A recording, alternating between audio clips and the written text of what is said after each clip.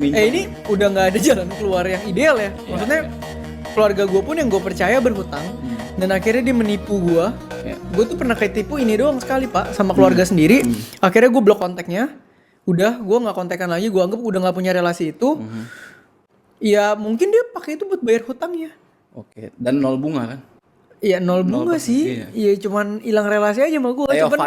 Cuman kan gue nggak bisa membuat ini menjadi sebuah suggestion ya. Yang gue bisa paparkan adalah realitanya tuh begini gitu.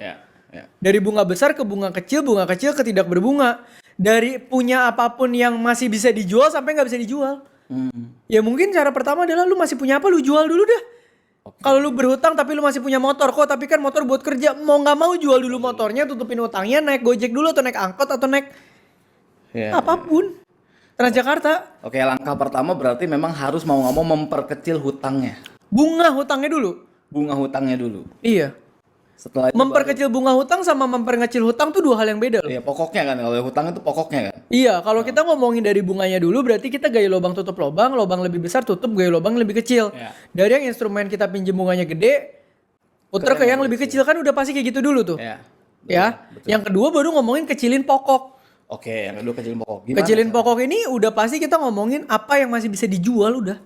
Ya kita punya aset. Tapi jangan jual punya orang ya maksudnya. Tiba-tiba barang mak lu jual gitu. Ya kalau mak lu kasih izin gak apa-apa. Namanya nyolong. Iya. Karena dulu saudara nyokap gue kayak gitu. Oke. Iya. Omah gue tuh biarpun susah, kecil itu masih berusaha nabung sedikit-sedikit. Oke. Tapi saudaranya nyokap gue itu memang gue gak tahu kenapa punya penyakit hutang mulu pak. Jadi sampai omah gue tuh dimiskinkan sama dia. I see. Akhirnya omah gue dari yang masih punya sedikit-sedikit tabungan sampai gak punya sama sekali.